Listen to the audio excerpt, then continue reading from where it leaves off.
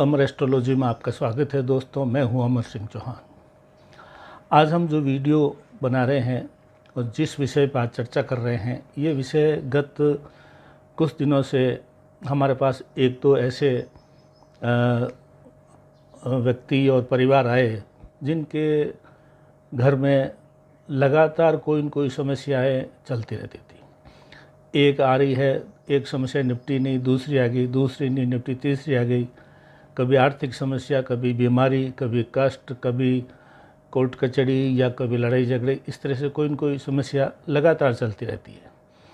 तो उनका ये कहना था कि ये हमारे साथ क्यों हो रहा है। तो यही विषय आज मैं चर्चा कर रहा हूँ। क्यों कई घरों में आप देखा होगा, कुछ घरों में देखते होंगे आपकी साधारणतः कोई समस्या नहीं आती, ठीक ठाक चलता रहता है, छोटी मोटी समस्या आती है। कुछ घरों में समस्याएं लगातार क्रमबद्ध ढंग से आती है, एक निपटी नहीं दूसरी आती है। उस चक्कर में वो दिमागी रूप से परेशान हो जाते हैं, आर्थिक रूप से परेशान हो जाते हैं, भारी बीमारी, कष्ट से, लड़े झगड़े से, मानसिक अशांति से परेशान हो जाते हैं। तो ये वीडियो आज उन लोगों के लिए है। सरल सा सूत्र है, सरल सा एक हमने उदाहरण कुंडली ली है दोस्तों, कन्या लगन की। कोई भी लगन हो सकता है आपका, ये उदाहरण हमने लिया है, कन्या लगन की कुंडली है। तो उसके ऊपर आज ये सूत्र लागू करके देखेंगे। किसी भी कुंडली में किसी भाव में दो पाप ग्रह एक साथ बैठे हों, किसी भी भाव में कोई लगन हो, कोई राशि हो। अब जैसे इस कुंडली में हम उदाहरण में देखते हैं कि कन्या लगन की कुंडली है, और पहले ही घर में फर्स्ट हाउस में जहाँ 6 लिखा हुआ है वहाँ पे शनि और राहु बैठे हैं। शनि और राहु सब जानते हैं कि पापी ग्रह हैं, और एक ग्रह की, एक और पाप ग्रह की दृष्टि इन दोनों पे हो। तो इसमें देखो, लगन में शनि और राहु बैठे हैं, और मंगल जो है 10वें घर में बैठ करके चौथी दृष्टि से शनि और राहु को देख रहा है। यानी कुंडली के, इस उदाहरण कुंडली के पहले भाव में 2 पापी ग्रह बैठे हैं, और मंगल 10वें घर में बैठ के चौथी दृष्टि से शनि और राहु को देख रहा है। यानी इस कुंडली में पहला घर जो है व्यक्तित्व होता है, लगन होता है। यानी इस कुंडली में लगन 3 पापी ग्रहों से पीड़ित हो गया। 2 तो बैठे हैं और एक मंगल उनको देख रहा है। अब इसमें कोई भी ले सकते हैं। वहाँ पे जैसे उदाहरण में हमने शनि और राहु लिए हैं, तो उसकी जगह पे और कोई 2 पापी ग्रह हो सकता है, फिर दृष्टि किसी एक पापी ग्रह की हो सकती है। शर्त यह है कि 2 बैठे हों, एक दूसरा मतलब तीसरा पापी ग्रह कहीं बैठ करके यहाँ पे दृष्टि डाल रहा हो जहाँ पे 2 पापी ग्रह बैठे हों। ये किसी भी भाव में हो सकता है। उदाहरण कुंडली में हमने लगन में लिया है। अब हम चर्चा करेंगे, अगर लगन में 2 पापी ग्रह हैं और एक और पापी ग्रह जैसे कि मंगल चौथी दृष्टि से लगन को देख रहा है, तो क्या होगा। लगन मतलब फर्स्ट हाउस कुंडली का, फर्स्ट हाउस का मतलब लगन मतलब व्यक्तित्व, पर्सनैलिटी, अपीयरेंस। अगर किसी व्यक्ति की पर्सनैलिटी ही खराब हो गई, उसका जो है लुक जो है वो खराब हो गया। लुक मीन्स एक समाज में एक उसके एक आभा होती है, दृष्टि होती है, व्यक्तित्व होता है। वो अगर ख़राब हो जाता है तो आप देखिए क्या होगा। उसकी जो है बोलने की, उसकी जो है कोई चर्चा करता है या कोई वार्तालाप करता है, तो उस वार्तालाप में कोई खास पावर नहीं होता है। व्यक्तित्व इतना कमज़ोर होता है कि सामने वाले पे कोई असर नहीं होता है। तो व्यक्तित्व बहुत ज़्यादा दब जाता है, कमज़ोर हो जाता है। कभी कभी आदमी मानसिक रूप से विक्षिप्त हो सकता है, पागल भी हो सकता है। ये अगर पहले घर में है तो। अब थोड़ी थोड़ी चर्चा हम 12 ही घरों की कर लेते हैं। यानी जैसे पहले घर में 2 पापी ग्रह है, मंगल देख रहा है, ऐसे ही किसी भी घर में 2 पापी ग्रह बैठे हैं और कोई एक और ग्रह उनको देख रहा हो, तो उसकी हम चर्चा करें।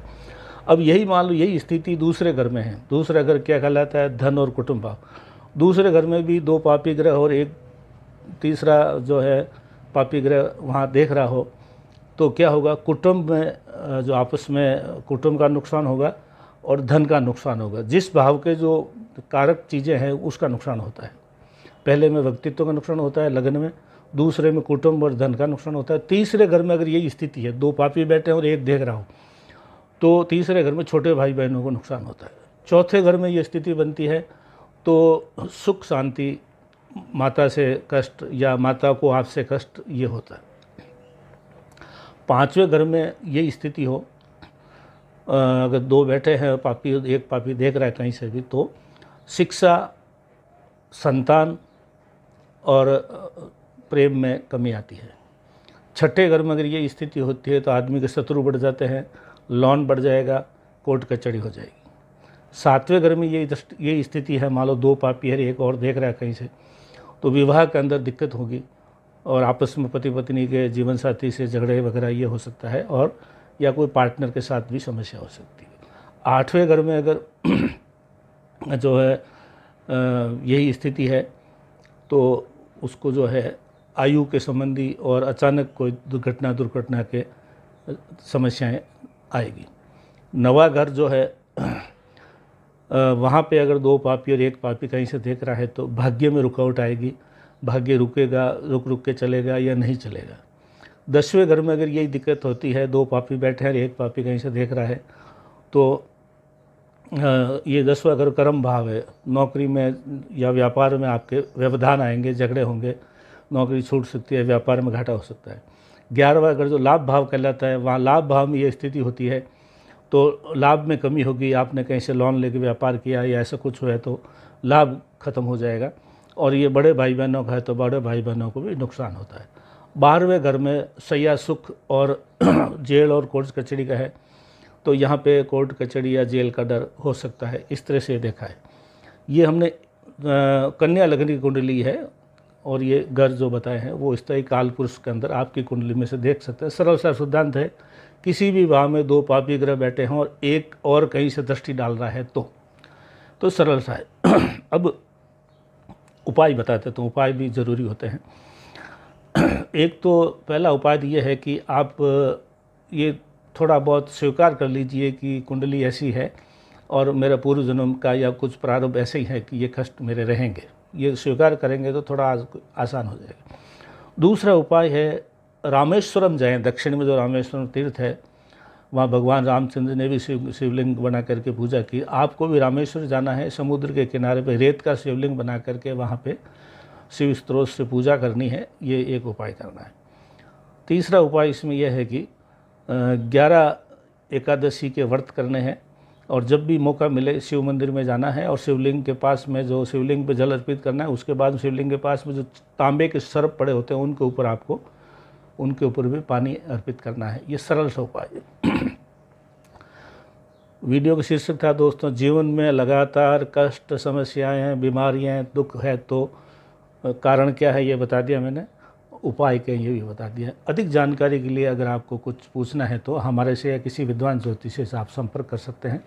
अमर एस्ट्रोलॉजी में आज इतना ही दोस्तों।